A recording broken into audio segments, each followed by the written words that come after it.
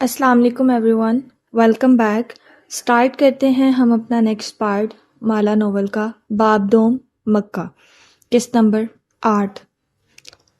ہمارے خواب ہمیں لے جاتے ہیں مزید نئے خوابوں کی طرف، اور اس سیراب کا کوئی اختتام نہیں ہوتا۔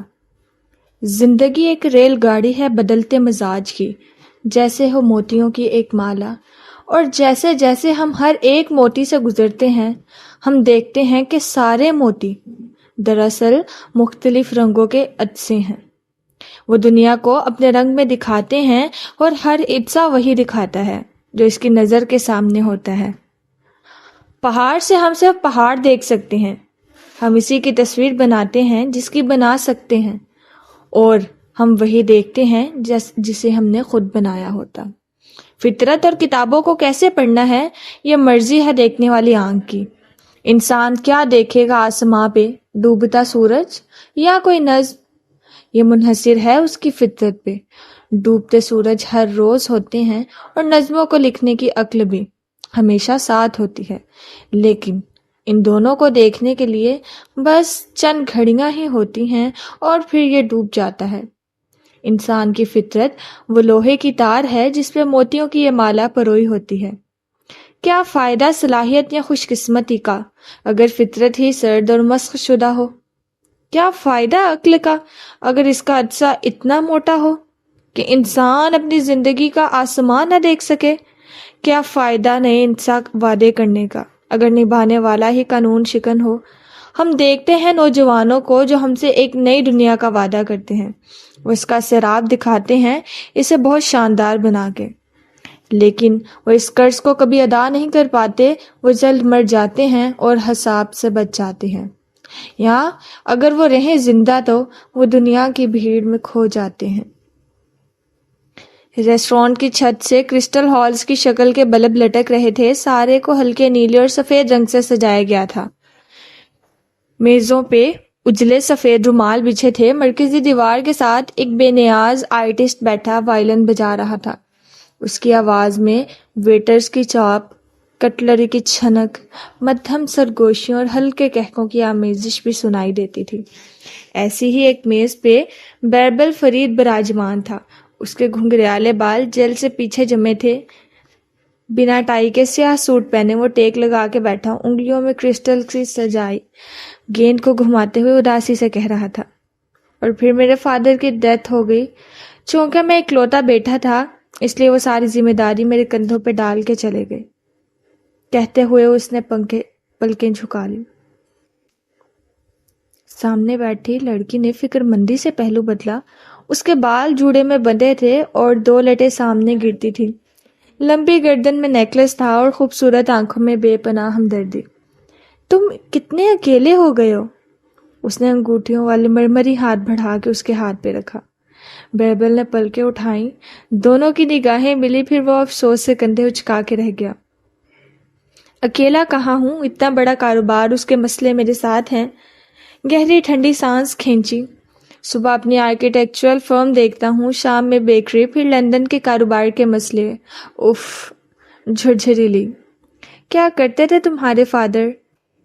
لڑکی نے اپنا ہاتھ نامحسوس انداز میں واپس کھینچا اور سفید اور نیلی پلیٹ قریب کھسکائی جس میں ڈیزرٹ رکھا تھا۔ ہماری انویسٹمنٹ مینجمنٹ فرم ہے، انہوں نے اسے لندن اور قطر میں شروع کیا تھا، اور گردن قدرے کڑائی، میں اسے یہاں استنبول لایا ہوں۔ واو! لڑکی نے سلور کے چمچ سے ڈیزرٹ ذرا سا اٹھایا اور منہ میں رکھا۔ نظریں اسی پہ جمی تھی۔ اور کیا ہابیز ہیں تمہاری؟ بیربل عاجزانہ انداز میں مسکرایا۔ ان سب جھمیلوں میں اپنے لیے وقت ہی نہیں رکھتا۔ ایک سگار کا شوق تھا لیکن میرے والد کو پسند نہیں تھا، ان کے لیے وہ بھی چھوڑ دیا۔ تمہارے والد کو تم پہ فخر ہوگا۔ وہ بہت اپنائیت سے اسے دیکھ رہی تھی۔ اور کس چیز کا شوق ہے؟ اوپر سے لٹکتی کرسٹلز بالز میں ان کی میز کا عکس الٹا ہو کے دکھائی دے رہا تھا۔ بائکس کا شوق تھا مجھے، لیکن پھر ٹھنڈی سانس، ایک ایکسیڈنٹ میں میری ٹانگ ٹوٹ گئی۔ اس نے فکر مندی سے چمچ نیچے رکھا۔ رائٹ یا لیفٹ؟ کیا؟ رائٹ ٹانگ ٹوٹی یا لیفٹ؟ رائٹ، وہ سنبھل کے مسکرایا، بس اس کے بعد سے بائکس کو ہاتھ نہیں لگایا۔ حالانکہ وہ آج بھی میرے گراج میں کھڑی ہیں۔ سفید میز پوش پہ رکھا اس کا فون ایک دم زوں زوں کرنے لگا۔ ماحول کا سارا فسو ٹوٹ گیا۔ بیربل نے نظر جھکا کے دیکھا، فیضی خانم کالنگ۔ اس نے پاور بٹن کو 2 دفعہ دبایا، کال کٹ گیا اور فون خاموش ہو گیا۔ ویکنڈ پہ بھی میری سیکرٹری چین نہیں لینے دیتی۔ وہ پھر سے مسکرا کے اس کی طرف متوجہ ہوا۔ لڑکی نے مسکرا کے سر جھٹکا۔ تمہارے جیسے آدمی کے یہی مسئلے ہوتے ہیں۔ تم اپنے بارے میں بتاؤ، تم یہاں۔ فون پھر سے وائبریٹ کرنے لگا۔ اس نے ضبط سے پہلو بدلا۔ ایکسکیوز می، پھر موبائل کان سے لگاتے ساتھ ہی بولا، فیضی خانم میری آج کی ساری میٹنگز کینسل کر دیں، میں ایک بہت اہم ڈنر پہ ہوں۔ مسکرا کے اسے دیکھا، وہ بھی پلکیں جھپکا کے مسکرائی، اور اب آپ مجھے تنگ نہیں۔ الفاظ اس کے لبوں میں رہ گئے۔ دوسری طرف سے کچھ کہا جا رہا تھا۔ وٹ؟ کیا ہوا ماہر کو؟ اس کی رنگ فک ہوئی۔ وہ دبا دبا سا چلایا، کہاں ہے؟ رک کے سنا، ہاں میں پہنچ رہا ہوں۔ تیزی سے فون رکھا اور جلدی جلدی والیٹ کھولنے لگا۔ لڑکی نے تشویش سے اسے دیکھا۔ ماہر کون؟ میرا بڑا بھائی۔ اس نے چند نوٹ نکال کے میز پہ رکھے۔ اس کے ہاتھ کپ کپا رہے تھے۔ بھائی سارا سحر چھن سے ٹوٹا۔ تم نے کہا تم اکلوتے ہو؟ اس کے ماتھے پہ بل پڑے۔ بیربل نوٹ رکھتے ہوئے اٹھا اور کچھ کہے سنے بغیر باہر کی طرف لپکا۔ بیربل تم مجھے یوں چھوڑ کے نہیں جا سکتے بیربل۔ وہ اپنی جگہ پہ کھڑی دبی آواز میں گھررائی تھی، لیکن وہ دوڑتے قدموں سے باہر جا رہا تھا۔ ارد گرد کے لوگ مڑ مڑ کے دیکھنے لگے تھے۔ وہ بگڑے تاثرات کے ساتھ واپس بیٹھے۔ سفید اور نیلی پینٹ میں بچھا ہوا ڈیزرٹ اس کو دیکھ کے مسکرا رہا تھا۔ یہ ایک چھوٹے سے اپارٹمنٹ کا ٹیرس تھا۔ یہاں سے ہمسایہ اپارٹمنٹ بلڈنگز کی چھتیں صاف دکھائی دیتی تھی۔ ٹیرس پہ ایک سادہ سا جھولا رکھا تھا جس کی لکڑی پہ فیری لائٹس لگی تھیں۔ جھولے پہ آرام دہ کشن رکھے تھے اور سامنے میز پہ لیپ ٹاپ اسکرین پہ نیٹ فلکس کا سرخ این رکا ہوا نظر آ رہا تھا۔ ساتھ ہی کیرامل پاپ کارن کا بھرا ہوا پیالہ ادھر تھا جن سے خوشبو اٹھ رہی تھی۔ ٹیرس پہ بنا یہ چھوٹا مگر آرام دہ سا سیٹ اب ایک اینڈ کا اعلان کر رہا تھا۔ دفتن اندرونی دروازے سے شبنم آتی دکھائی دی۔ پیروں میں کپڑوں کے چپل پہنے، بالوں کو تولیے کی پگڑی میں لپیٹے، وہ نائٹ سوٹ میں ملبوس تھے۔ یہ ایک فخریہ نظر اس نے اپنے جگمگاتے ہوئے جھولے پہ ڈالی اور پھر سر اٹھا کے سیاہ آسمان کو دیکھا جہاں چند تارے دکھائی دے رہے تھے۔ سارا ہفتہ مجھے اس رات کا انتظار رہتا ہے، بالآخر مجھے ماہر بے نامی بلا تنگ نہیں کرے گی۔ وہ لاہور جا رہا تھا اور ویسے بھی ویکنڈ پہ اس کو کم ہی تنگ کرتا تھا۔ وہ مسکرا کے جھولے پہ یوں بیٹھی کہ کچھ میں دھس سے گئی اور پیر میز پہ رکھ لیے، پھر لیپ ٹاپ گود میں رکھا اور ایئر فونز کانوں میں گھسائے۔ 2.5 گھنٹے کی قسط دیکھنے کے لیے پاپ کارن بناتی ہوئی، اور وہ 2.5 منٹ میں ختم بھی ہو جاتے ہیں، لیکن خیر۔ اس نے سر جھٹکا اور خوب سیٹ ہو کے بیٹھنے کے بعد اسکرین آن کی۔ جہاں سے سلسلہ پیچھے ویکنڈ پہ ٹوٹا تھا وہیں سے جڑا۔ ٹرون! فون ایک دم سے چیخا تو ہاتھ سے پاپ کارن کے ٹکڑے دور جا گرے۔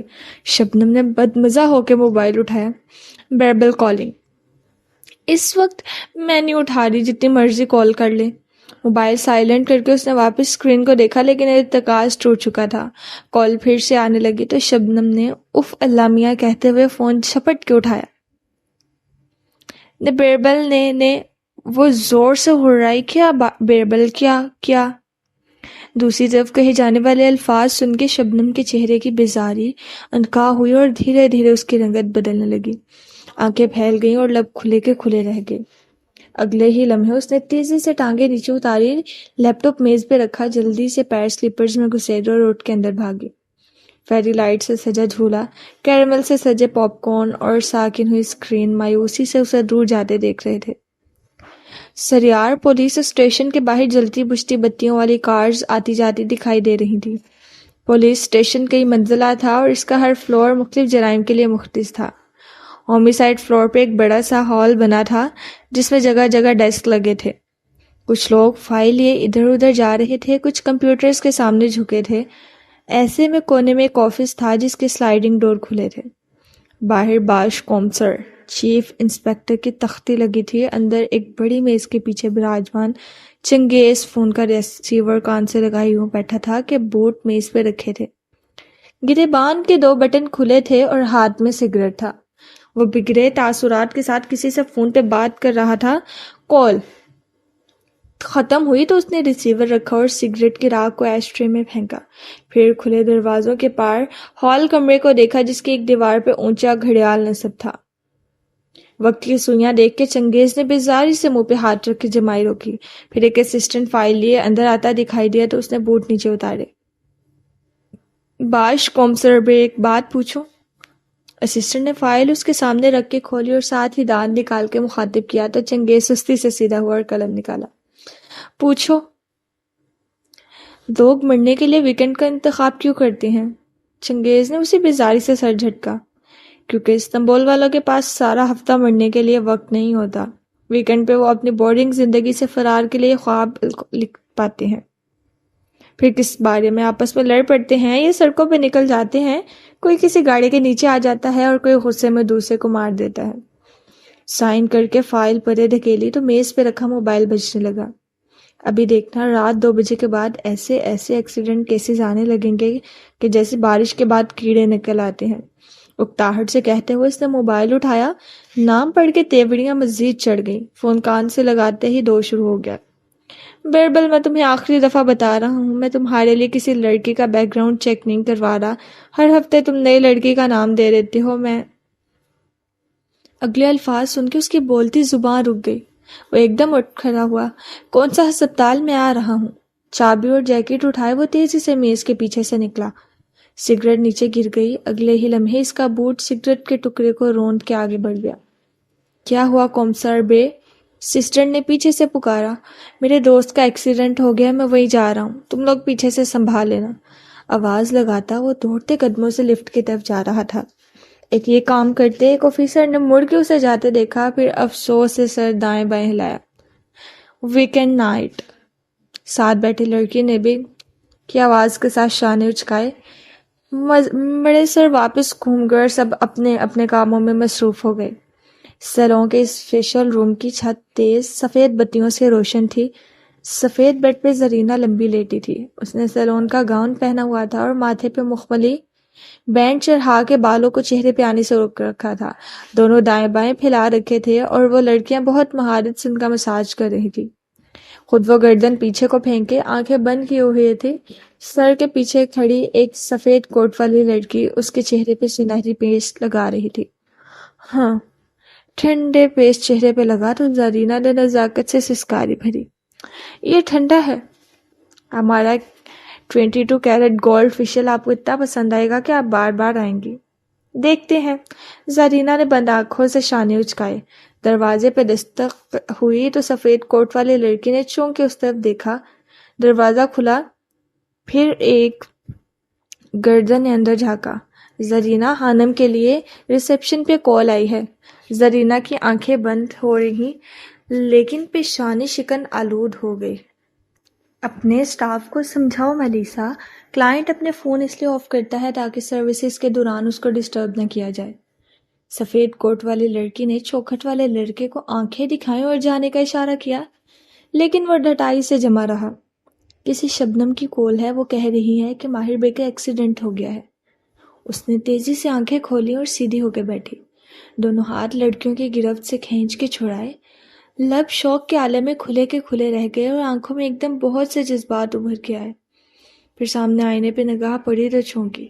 دائیں گال پہ سنہرا پیسٹ لگا تھا، بہت سا پیسٹ ابھی پیچھے کھڑی لڑکی کے پیالے میں تھا۔ صاف کرو اس کو جلدی جلدی، وہ چلائی بنا فیشل کے بھی اس کی رنگت گلابی پڑ رہی تھی۔ یہ دوحہ کے ایک بلند و بالا ہوٹل کی لابی تھا۔ رات کا وقت تھا اور زرد بتیوں نے ماحول کو خوابناک بنا رکھا تھا۔ ہوٹل کے داخلی دروازے سے 4 افراد اندر آتے دکھائی دے رہے تھے۔ ان میں سب سے آگے عبد المالک فرید تھے، گرے سوٹ پہنے، سفید براق، بال جل سے پیچھے کی طرف جمائے، ہمیشہ کی طرح بے تاثر چہرہ لیے۔ وہ ان 3 افراد کے ہمراہ چلتے ہوئے لابی میں رکھے صوفوں کی طرف آئے۔ نظر اٹھا کے دیوار پہ نصب گھڑیال کو دیکھا۔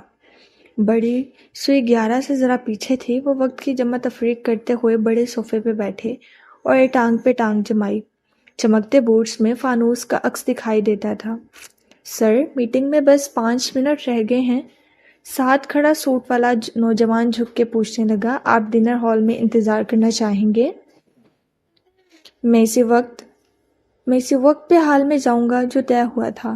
وہ آرام سے بیٹھے رہے، انگلیاں صوفے کے ہتھ پہ عادتاً چل رہی تھی جیسے نادیدہ پیانو بجا رہی ہوں۔ ان کے ایک ہاتھ میں چاندنی کی انگوٹھی تھی جس میں سفید پتھر جڑا تھا۔ اسی پل ہوٹل کے داخلی دروازے سے کوئی بھاگتا ہوا اندر دکھائی دیا۔ اس نے شوفر کا یونیفارم پہن رکھا تھا اور سانس پھولا ہوا تھا۔ پہلے اس نے متلاشی نظروں سے ادھر ادھر دیکھا اور پھر جیسے نگاہ لابی میں بیٹھے مالک پہ پڑی وہ تیزی سے ان کی طرف پکا۔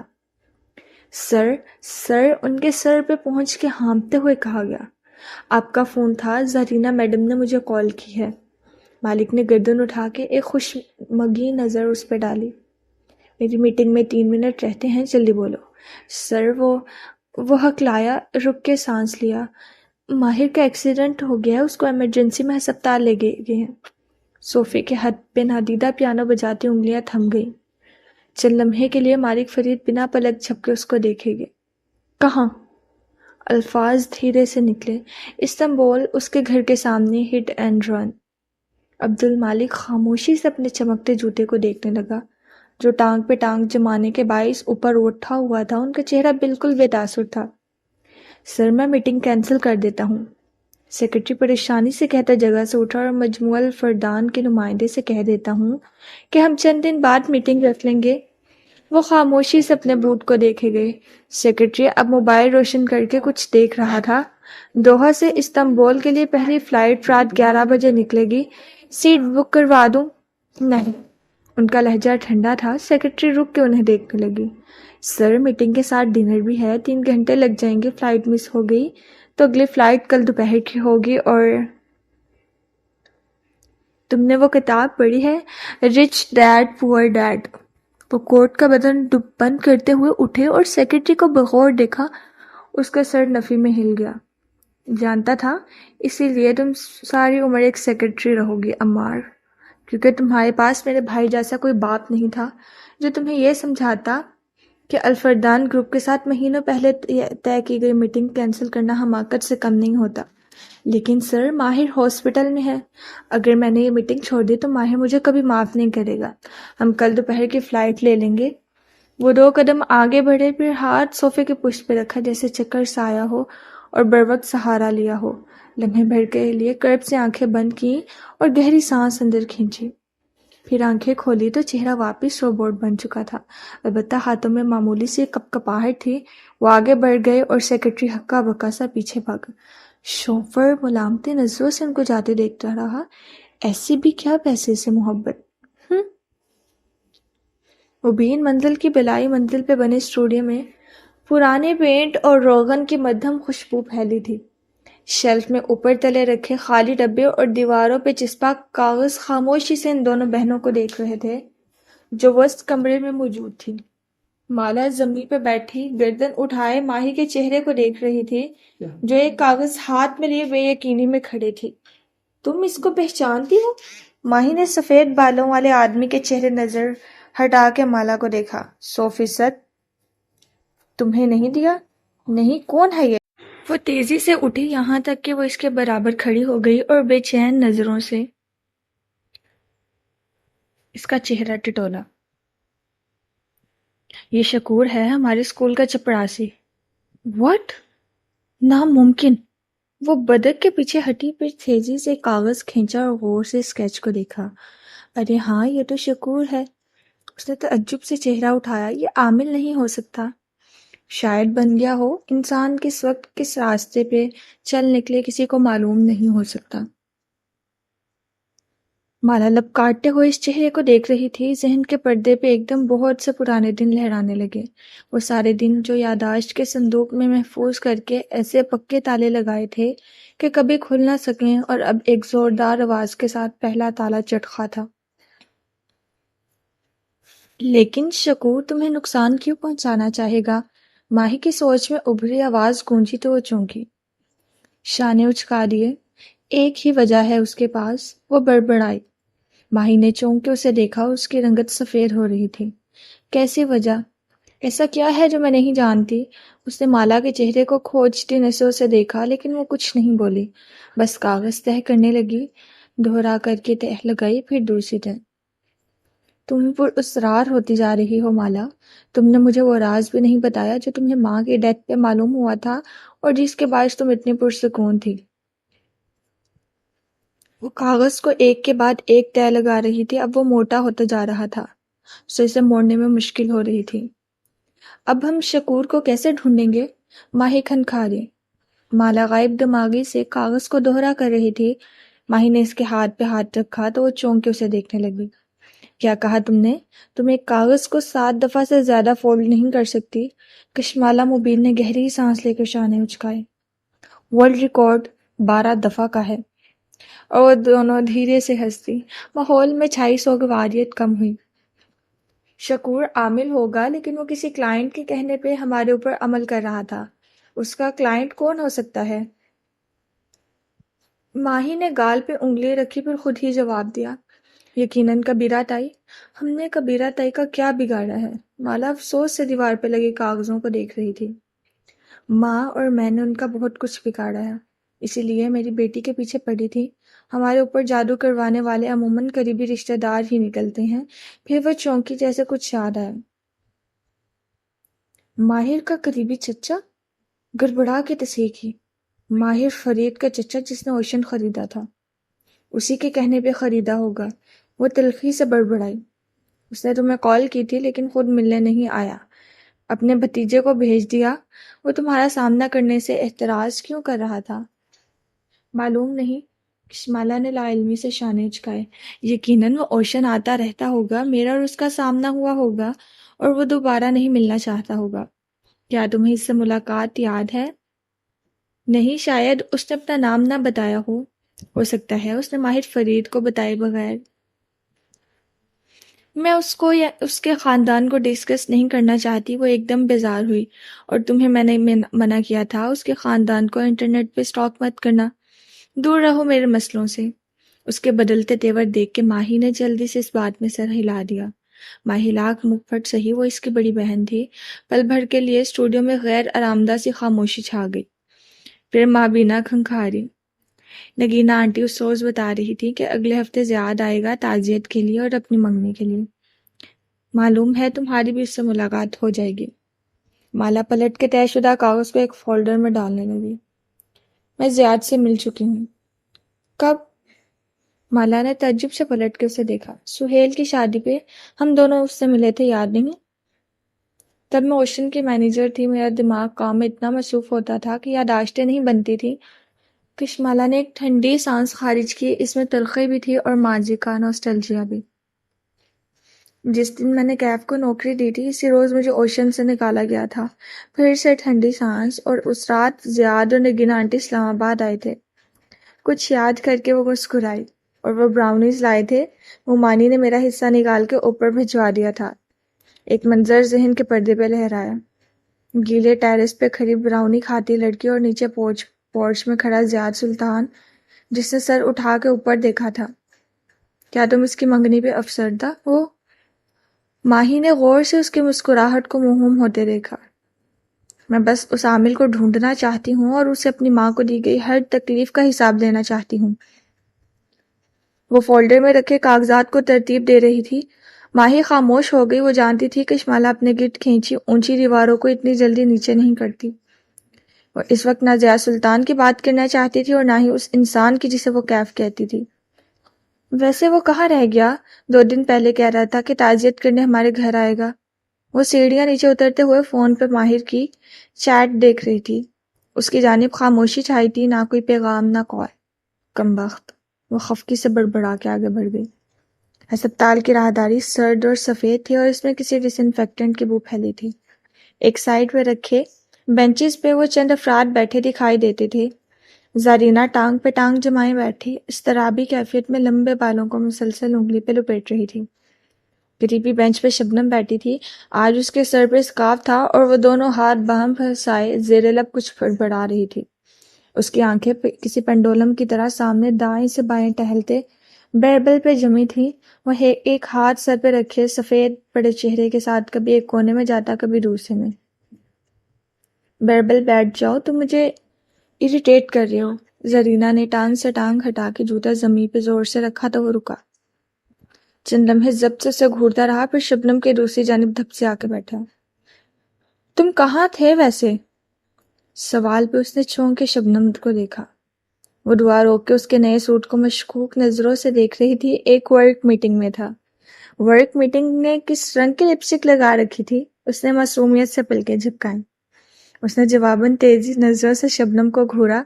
کم از کم میری کوئی لائف تو ہے، تمہاری طرح ویکینڈ پر نیٹ فلکس کے ساتھ پاپ کارن نہیں کھاتا۔ یہی کر رہی ہوگی نا تم اس وقت؟ شبنم کا چہرہ سرخ ہوا۔ ہوں کہہ کے رخ اس کی طرف سے موڑ کے دوبارہ سے ہاتھ جوڑ لی اور زیر لب کچھ پڑھنے لگی۔ تیز قدموں کی آواز پہ بیربل جلدی سے اٹھ کھڑا ہوا۔ سامنے سے چنگیز چلتا آ رہا تھا۔ کچھ معلوم ہوا؟ وہ قریباً دوڑ کے اس کی طرف لپکا۔ سی سی ٹی وی فوٹیج کے مطابق حملہ آور SUV کے اس کے انتظار میں رکی تھی۔ اس کو سڑک کراس کرتے دیکھ کے آگے بڑھی اور ٹکر مار کے نکل گئی۔ یعنی یہ سراسر قاتلانہ حملہ تھا؟ اس کی آنکھیں بے یقینی سے پھیل گئیں۔ چنگیز نے اس بات میں سر ہلا دیا۔ اس کی نمبر پلیٹ غائب تھی اور چند گلیوں کے بعد وہ ایک ایسے اسٹریٹ میں مڑ گئی جہاں کیمرے نہیں تھے اور وہیں سے اس کا سراغ ہو گیا۔ لیکن فکر مت کرو، ہم اس کو تلاش کر لیں گے۔ اس نے دھیرے سے بیربل کا کندھا ٹپکا۔ کوئی ماہر کو کیوں مارنا چاہتا ہے؟ اس نے کندھا ہلکا سا پیچھے کیا۔ اس کا دبلا پتلا کندھا چنگیز کے باری ہاتھ کی گرفت میں دبوچا ہوا محسوس ہوتا۔ ماہر کے اندر ایک مقناطیس لگا ہے جو مصیبت کو اپنی جانب کھینچتا ہے میرے دوست۔ چنگیز کے چہرے پہ افسوس بھی تھا اور تکان بھی۔ پھر اس نے بند دروازوں کی طرف دیکھا۔ ڈاکٹرز کیا کہہ رہے ہیں؟ سرجری ہو رہی ہے، اس کی بائیں ٹانگ بری طرح متاثر ہے۔ اس کی آنکھوں میں گلابی سی نمی ابھری۔ وہ ٹھیک ہو جائے گا، ماہر بہت سخت جان ہے۔ اس کا ایک دفعہ پہلے بھی بائک ایکسیڈنٹ ہوا تھا، تب اس کی رائٹ ٹانگ زخمی ہوئی تھی۔ رائٹ نہیں، لیفٹ۔ زارا نے اسے گھورا۔ تب بھی اس کی لیفٹ ٹانگ ہی زخمی ہوئی تھی۔ او، بیربل کے لبوں سے ایک طویل اوہ خارج ہوئی۔ چنگیز نے ایک گہری نظر بینچ پہ بیزار سی بیٹھی زرینہ پہ ڈالی، پھر اسے کوہنی سے تھام کے ذرا فاصلے پہ لے گیا۔ یہ اسی سفید بالوں والے مشکوک آدمی کی بیٹی ہے نا؟ اس نے سرگوشی میں پوچھا۔ وہ مشکوک آدمی نہیں، میرا چچا ہے۔ وہ برا مان گیا تھا۔ وہ ماہر سے بہت محبت کرتا ہے، وہ کبھی ماہر کو نقصان نہیں پہنچائے گا۔ اور کہاں ہے وہ اس وقت؟ چنگیز نے معنی خیز انداز میں ادھر ادھر دیکھا جیسے اسے تلاش کر رہا ہو۔ بیربل ایک لمحے کو چپ ہوا۔ زارا کہہ رہی تھی اس کی کوئی بہت اہم میٹنگ تھی، ویسے بھی ہم سب ہیں یہاں۔ اس نے آگے آگے کیا کر لینا ہے؟ شبنم مشکوک نظروں سے ان دونوں کو دور کھڑے سرگوشی میں باتیں کرتے دیکھ رہی تھی۔ ایسے ویسے تمہارے چچا کا ایک بیر جہاز بھی ہوتا ہے، کبھی لندن تو کبھی استنبول، لیکن آج ویکنڈ نائٹ پہ وہ مصروف تھا۔ اللہ اللہ! چنگیز نے دونوں ہاتھ اٹھا دیے۔ مالک کبھی ماہر کو ہرٹ نہیں کر سکتا۔ ہاں، وہ اس سے باتیں چھپا سکتا ہے، وہ اس کو کنٹرول کرنے کی کوشش کرتا ہے کیونکہ وہ ایک روبوٹ ہے، نہ کہ کوئی ولن۔ اس کا انداز اتنا یقینی تھا کہ چنگیز ایک گہری سانس بھر کے رہ گیا۔ تم بہتر جانتے ہوگے تمام۔ تم لوگ آپس میں کیا بات کر رہے ہو؟ شبنم کی آواز پہ وہ دونوں چونک کے پلٹے۔ تمہیں ڈسکس کر رہے تھے، تم آ گئی ہو اس لیے چپ کر گئے، بیربل جل کے بولا۔ شبنم نے خفگی سے اسے دیکھا، پھر ہتھیلی پھیلا کے چنگیز کے سامنے کی۔ ماہر بے کا فون کہاں ہے؟ او ہاں، یہ رہا۔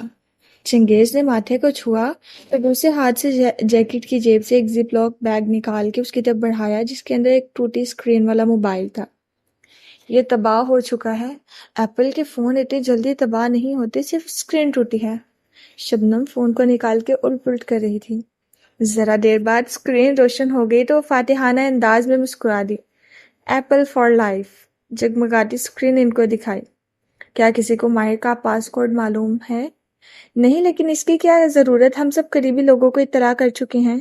اور وہ باغباں کی بیٹی؟ بیربل جہاں تھا وہی رہ گیا، اسے تو وہ بھول ہی گیا تھا۔ تمہیں اسے بتانا چاہیے، چنگیز تیزی سے بولا۔ وہ یقیناً آ جائے گی اور شاید دونوں کے سارے مسئلے حل ہو جائیں گے۔ لیکن میرے پاس اس کا نمبر نہیں ہے، میں اسے کیسے اطلاع کروں؟ پھر کچھ سوچ کے اس نے دفعے میں سر ہلا دیا۔ میرا نہیں خیال وہ ماہر کے لیے اتنی دور استنبول آنا چاہے گی۔ تم استنبول جانا چاہتی ہو؟ مالا کمرے میں آئی تو خالی بیڈ اس کا منتظر تھا، چادر بے شکن تھی اور دوائیاں سائڈ ٹیبل سے ہٹا دی گئی تھیں۔ وہ چپ چاپ بیڈ کے کنارے پہ بیٹھے اور چادر پہ ہاتھ پھیرا۔ ماں کے ہوتے ہوئے اس کمرے میں کچھ مختلف سا تھا۔ وہ ایک چوکھٹ پہ آ کھڑا ہوا، وہ بھی وہی دیکھ رہا تھا جو اس کی نظروں میں تھا۔ وہ ماں کی رونق تھی، بڑوں کی اپنی رونق ہوتی ہے۔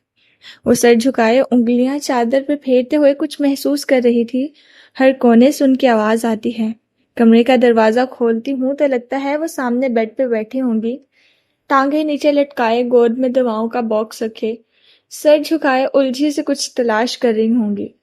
ہم اپنی ماں کو ہمیشہ کاموں میں پھنسا الجھا سا ہی دیکھتے ہیں۔ جب ان کی خدمت کروانے کی عمر آتی ہے تو وہ چلی جاتی ہیں۔ وہ چوکھٹ سے سر ٹکائے اداس نظر آ رہا تھا۔ کھڑکی کے باہر پہلی تاریک رات اس کو اسی اداسی سے دیکھ رہی تھی۔ کیسے نکلیں گے ہم اس فیز سے؟ مالا نے پر امید نظروں سے اسے دیکھا۔ کمرے کی سیٹنگ بدل دو۔ پھر وہ کنکھارا جیسی ہمت مجمع کی ہو۔ تم استنبول جانا چاہتی ہو؟ مالا نے چونک کے اسے دیکھا، آنکھیں اچنبھے سے اکٹھی ہو گئیں۔ میں کئی دفعہ استنبول جا چکی ہوں، لیکن تم اس حالت میں ویکیشن کا سوچ رہے ہو؟ اسے جیسے برا لگا تھا۔ نہیں، میں استنبول منتقل ہونے کی بات کر رہا ہوں۔ مجھے ترکی میں ایک فیلوشپ کرنی ہے۔ ماں کی وجہ سے ہر سال چھوڑتا رہا، اب جا سکتا ہوں لیکن تمہیں چھوڑ کے نہیں۔ تم ساتھ چلنے کی حامی بھرو تو میں اپلائی کروں گا۔ تم ماں کے غم سے فرار چاہتے ہو، حالانکہ اس غم سے کبھی فرار نہیں ملتا۔ میں بس لاہور میں نہیں رہنا چاہتا، لیکن مجھے بھی یہاں رہنا ہے، چند کام ہے جو مجھے کرنے ہیں۔ وہ بولی تو چہرہ ایک دم سپاٹ ہو گیا، کچھ تلخ سا تھا جو کمرے کی خاموشی میں گھلتا چلا گیا۔ سوچ لو، یہاں رہ کے صرف اب تم اپنی مینٹل ہیلتھ خراب کرو گی۔ وہ نرمی سے زور دیتے ہوئے پلٹ گیا، پھر کچھ یاد آنے پر واپس پلٹا۔ کیف کا فون آیا تھا جنازے والے دن تعزیت کے لیے۔ وہ ایک دم چونکی، دل کو جیسے کسی نے مٹھی میں لے لیا۔ وہ بہن بھائی آج کل ایک دوسرے کو بتا رہے تھے کہ فلاں کا فون آیا یا فلاں کا نہیں آیا، کس نے جنازے میں شرکت کی، کس نے نہیں کی۔ ہر پاکستانی گھرانے کی طرح ان کو بھی ہر اس شخص کو یاد رکھنا تھا جو ان کے برے وقت میں ساتھ تھا اور جس نے پلٹ کے پوچھا بھی نہیں۔ معید اطلاع دے کر آگے بڑھ گیا اور وہ جہاں تھی وہیں بیٹھی رہ گئی۔ وہ معید کو کال کر سکتا تھا تو ایک کال مجھے بھی کر سکتا تھا، لیکن نہیں، نہ کال کی نہ خود آیا۔ وہ خود سے بڑبڑا رہی تھی، آنکھیں بھیگنے لگیں۔ کچھ تھا جو بہت برا لگا تھا۔ اسے نہ جانے کیوں یقین سا تھا کہ وہ آئے گا، کال نہیں کرے گا، لیکن ایک دن وہ اچانک سے ڈور بیل بجنے پہ دروازہ کھولے گی تو وہ سامنے کھڑا ہوگا۔ لیکن وہ ہمیشہ کی طرح اس بار بھی کیف کے بارے میں غلط تھی۔ ایک دم تیز پانی کے گرنے کی آواز نے اس کا ارتکاز توڑا۔ مالا نے چونک کے باتھ روم کی سمت دیکھا، وہاں کوئی نہیں تھا۔ پھر وہ دھیرے سے اٹھی اور قدم قدم چلتی باتھ روم تک آئی، نیموا دروازہ پورا دھکیلا۔ سنک کا نل کھلا تھا اور پانی تیز دھار سے نیچے گر رہا تھا۔ وہ آگے بڑھی اور سختی سے نل بند کیا، پھر پلٹی ہی تھی کہ ٹوٹی کے گھومنے کی آواز آئی اور نل دوبارہ چل پڑا۔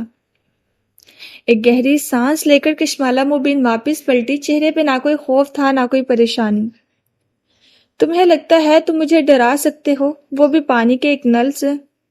وہ آگے بڑھی اور ٹوٹی زور سے گھمائی، لیکن مخالف سمت، ایسے کہ نل پورا کھل گیا۔ پانی کی دھار مزید تیز ہو گئی۔ لو، کھل گیا نل، مزید کیا کرنا ہے؟ میرے گھر کے شیشے توڑنے ہیں تو توڑو، نہ توڑو۔ وہ دائیں بائیں خالی باتھ روم میں دیکھتے ہوئے زور سے گھرائی۔ کیا کر سکتے ہو تم؟ مجھے ڈرانا چاہتے ہو؟ ڈراؤ نا، آؤ پھر سے پکڑو میری گردن۔ وہ اطراف میں دیکھتے ہوئے گول گول ایڑیوں پہ گھوم رہی تھی۔ تم ایک بیوقوف اور ڈرپوک مخلوق ہو، میں نہیں ڈرتی تم سے۔ وہ عامل جس کے تم غلام ہو اور جس کے کہنے پہ تم نے میری ماں کو اذیت دی تھی، جا کے اس کو میرا ایک پیغام دینا۔ اس کی غراہٹ بلند ہوئی۔ اسے کہنا وہ تیار رہی، مجھے اس کا چہرہ معلوم ہے اور میں اسے ڈھونڈ نکالوں گی۔ وہ جسے آج تک کوئی نہیں ڈھونڈ سکا، اسے میں ڈھونڈوں گی۔ چہرہ گلابی ہو کے تمتما رہا تھا۔ ایک جھٹکے سے نل بند کیا اور دھاڑ سے ہاتھ باتھ روم کا دروازہ مارتی وہ کمرے میں واپس آئی۔ نل دوبارہ نہیں کھلا۔ اب ہر طرف خاموشی تھی، کوئی آہٹ نہیں، کوئی چاپ نہیں۔ بزدل۔ وہ بستر پہ بیٹھی تو چھن سے ایک منظر آنکھوں کے سامنے آیا۔ وہ دونوں کافی شاپ میں آمنے سامنے بیٹھے تھے۔ بھوری آنکھوں والا مرد اسے اپنی کہانی سنا رہا تھا اور وہ مشکوک نظروں سے اسے دیکھ رہی تھی۔ اس کا نام سرکار ہے، یعنی اس کی کلائنٹس اسے سرکار کے نام سے جانتے ہیں۔ میرا سوتیلا باپ اس کا کلائنٹ تھا، لیکن وہ بھی اس کی اصل شناخت سے واقف نہیں تھا۔ مجھے اتنا معلوم ہے کہ وہ ایک بوڑھا جادوگر ہے۔ اس کے بال سفید اور رنگت سیاہی مائل ہے اور وہ سر پہ ایک نارنجی رومال لپیٹتا ہے۔ اس نے بہت سے خاندان توڑے ہیں، بہت لوگوں کو اذیت دی ہے، لیکن اسے آج تک کوئی نہیں ڈھونڈ سکا، میں بھی نہیں۔ کافی شاپ میں بیٹھی لڑکی اسے مشکوک نظروں سے دیکھ رہی تھی، لیکن اس وقت اپنے بیڈ پہ بیٹھی لڑکی کی آنکھوں میں شک نہیں تھا، صرف چبھن تھی۔ کیا وہ سچ کہہ رہا تھا؟ کیا وہ خود اس عامل کا کلائنٹ نہیں تھا؟ کیا وہ خود البم میں موجود لڑکیوں پر ظلم کرنے والا نہیں تھا؟ اس نے سر جھٹکا، شاید وہ سچ کہہ رہا ہو، لیکن کیا فرق پڑتا ہے؟ اس نے مجھے دھوکہ دیا، کئی ماہ مجھ سے جھوٹ بولا، میرا ریسٹورانٹ چھینا، اپنے اور سرکار کے کھیل میں مجھے کیوں شامل کیا؟ میں تمہیں کبھی معاف نہیں کروں گی کیف۔ پھر اطراف میں دیکھا، اس کا کمرہ خالی تھا، لیکن وہ جانتی تھی سرکار نامی اس عامل کے چیلے اس پہ نظر رکھے ہوئے تھے۔ وہ جسے کوئی نہیں ڈھونڈ سکا، اسے میں ڈھونڈوں گی۔ وہ لیٹ گئی اور ماتھے پہ بازو رکھ کے آنکھیں موند لی۔ وہ اب خوفزدہ نہیں تھی، اس کی ماں چلی گئی، اب کھونے کے لیے کچھ نہیں بچا تھا۔ بس عادت اندھیر ہوئی تو ایک منظر ذہن کے پردے پر چلنے لگا۔ اندر کمرے میں ماں کی میت رکھی تھی اور وہ نائٹ سوٹ میں ملبوس کچن کاؤنٹر کے پاس کھڑی تھی۔ اس کے سامنے کٹے بالوں والی مسکراتی ہوئی ڈاکٹر سلیمہ بیٹھی تھی، ان کے لب دھیرے دھیرے ہل رہے تھے۔ کیا میں تمہیں ایک ایسا راز بتاؤں جو ان بچوں کو معلوم ہوتا ہے جن کے ماں باپ ان کے سامنے مر جاتے ہیں؟ میرے والد کی ڈیتھ اس وقت ہوئی جب میں بہت چھوٹی تھی سلیمہ آنٹی، تب تو مجھے ایسا کوئی راز معلوم نہیں ہوا۔ کچن کاؤنٹر کا منظر ہوا میں تحلیل ہو گیا، ایک آنسو آنکھ سے نکلا اور گردن پر لڑکتا چلا گیا۔ اس آنسو کا رنگ شفاف پانی جیسا تھا اور اس شفاف پانی میں دھنک کے ساتوں رنگ مقید تھے۔ ان رنگوں کے اندر ایک اور منظر جنم لینے لگا، عورتوں اور مردوں کا ایک ہجوم، وسط صحن میں رکھی چارپائی، اجلے سفید کفن میں لپٹا ایک بند آنکھوں والا مردانہ چہرہ، چارپائی کی پائنٹی کے ساتھ بیٹھی ایک فربا سی لڑکی جس کی آنکھیں سبز تھیں اور کلائیوں میں سونے کے کنگن تھے۔ وہ سر جھکائے دھیمی آواز میں روئی جا رہی تھی۔ صحن کے دوسرے کونے پہ وہ کھڑی تھی، ایک چھوٹی سی سبز آنکھوں والی لڑکی جس نے بالوں کی اونچی پونی بنا رکھی تھی۔ اس کے کندھے کے ساتھ ایک لڑکا کھڑا تھا جو قد میں اس سے چند انچ چھوٹا تھا۔ ساتھ بچھی چارپائی پہ ایک اور ننھی لڑکی سو رہی تھی جو کافی صحت مند اور بھرے بھرے گالوں والی تھی۔ تم بڑی ہو کشمالا، ایک بوڑھی خاتون جو اس چارپائی پہ پیر لٹکائے بیٹھی تھی اس کا ہاتھ تھام کے محبت سے کہنے لگی۔ بڑی؟ وہ جو بھیگی آنکھوں سے دور صحن میں رکھی میت کو دیکھ رہی تھی چونک کے انہیں دیکھنے لگی۔ ہاں، تم بڑی ہو اور یہ چھوٹی۔ بڑا بہن بھائی باپ کی جگہ ہوتا ہے، اب یہ دونوں نہ صرف تمہاری ماں بلکہ تمہاری بھی ذمہ داری ہیں۔ اس نے ناسمجھی سے سر ہلا دیا اور آنکھ سے ایک آنسو نکلا، ہتھیلی کی پشت سے رگڑ دیا۔ دیکھو بیٹا، اب تمہارا باپ نہیں رہا، اب تم لوگوں کو قدم پھونک پھونک کے رکھنا ہوگا۔ کسی دوسری خاتون نے سرگوشی کی، وہ چونک کے ان کو دیکھنے لگی۔ اب تم لوگ اپنے کزن سے مت کبھی لڑنا، بالخصوص اپنے ماموں اور ان کے بچوں سے بنا کے رکھنا۔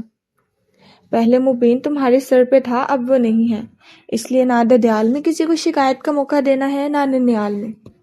ہاں بیٹا، تم نے اپنے بہن بھائیوں کا خیال رکھنا ہے، اپنے خاندان کے ساتھ جڑے رہو گے تو سب ٹھیک رہے گا، کسی سے نہیں لڑنا، کسی سے نہیں لڑنا، اس نے زیر لب بڑبڑایا۔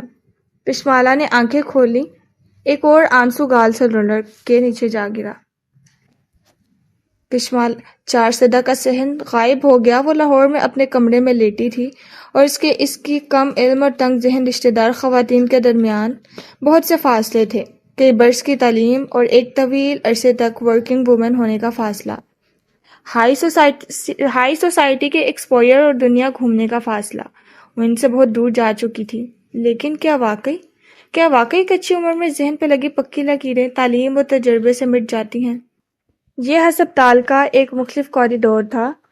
یہاں پرائیویٹ